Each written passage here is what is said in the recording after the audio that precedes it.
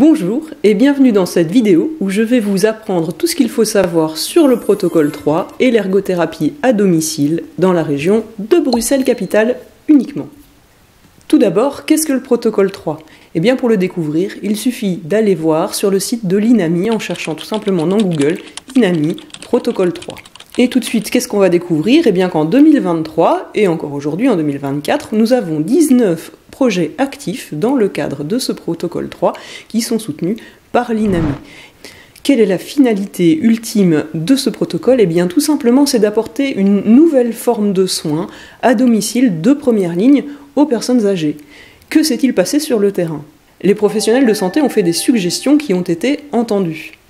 Comme l'INAMI doit se préparer à l'impact du vieillissement de la population sur le système de soins de santé, eh bien ils ont mis en place des soins de qualité alternatifs à domicile pour les patients âgés. L'objectif du protocole 3, à terme, eh bien, c'est d'intégrer la nomenclature INAMI de manière pérenne sur l'ensemble du territoire belge. Quelles sont les caractéristiques de ces formes alternatives de soins de santé ? Alors tout d'abord, ce sont des formes de soins qui jusqu'ici ne faisaient l'objet d'aucune intervention de l'INAMI, donc c'est complètement nouveau. Après ça, l'objectif, eh bien comme tout le monde veut rester chez soi, même en avançant en âge, l'objectif de la prise en charge à domicile, c'est de permettre aux personnes de 60 ans et plus de rester chez elles, mais de rester chez elles en sécurité, de rester chez elles en étant simulées, de rester chez elles en arrivant à accomplir l'ensemble des tâches nécessaires à la subsistance chez soi à domicile. L'objectif aussi, eh bien, c'est de postposer l'institutionnalisation de ces personnes le plus longtemps possible. Une autre chose importante à savoir, ces formes d'intervention ont fait leurs preuves, c'est-à-dire que si un ergothérapeute intervient à domicile, eh bien la qualité de vie de la personne âgée en est améliorée. On a aussi évalué ce type d'intervention par rapport au coût qu'elle représente. Eh bien, rester à domicile, rester chez soi en bénéficiant de l'intervention d'un ergothérapeute, tout simplement, ça coûte moins cher qu'une institutionnalisation. Ce sont des interventions qui ont fait leurs preuves puisqu'elles ont été évaluées scientifiquement et elles ont démontré leur efficacité. En termes de coût-efficacité, on sait donc qu'elles ont fait leurs preuves pour les aidants proches comme pour les personnes âgées qui en ont profité.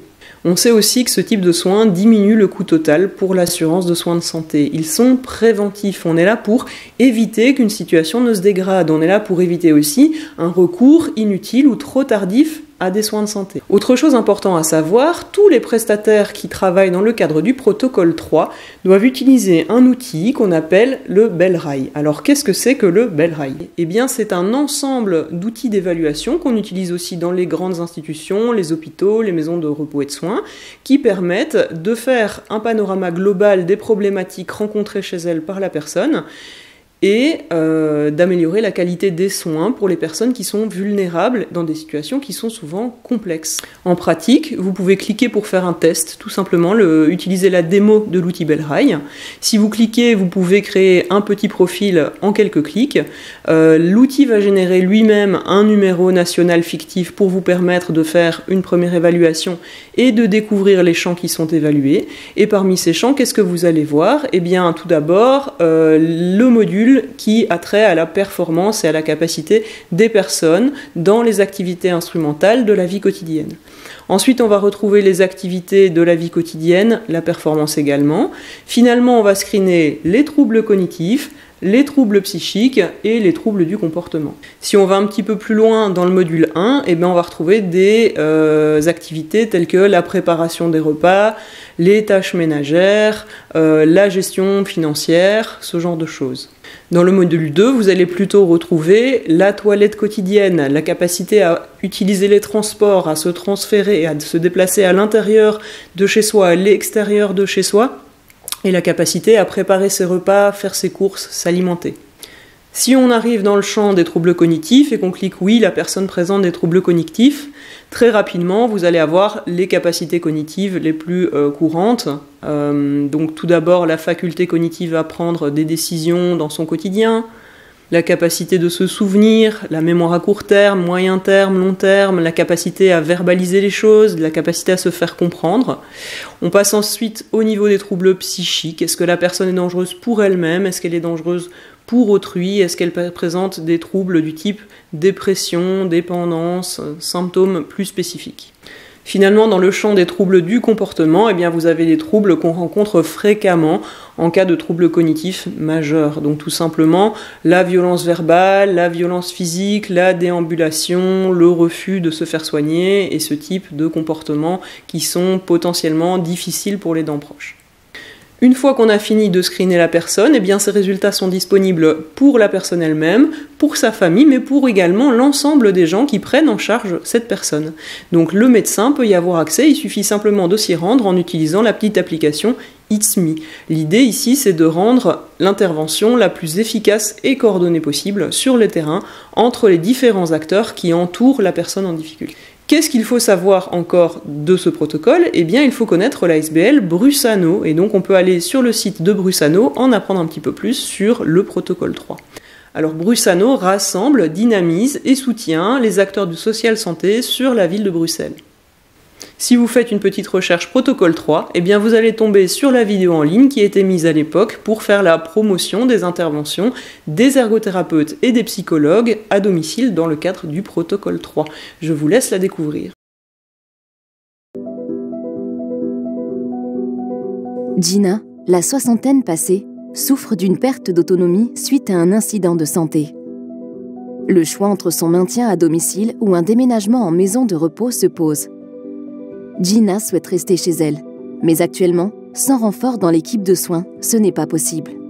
Cette situation n'est pas sans inquiéter ses aidants proches.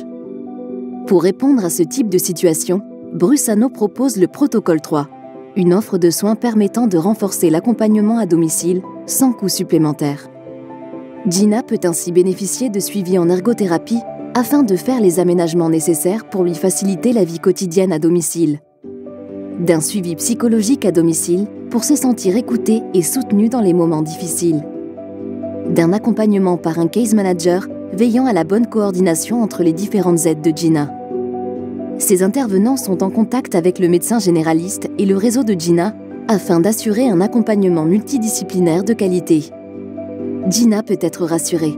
Cette aide est prévue dans la durée pour une période allant jusqu'à 3 ans. Grâce à cette offre de soins, elle peut rester chez elle comme souhaité, en toute sécurité. Sa situation évolue bien et sa qualité de vie s'améliore.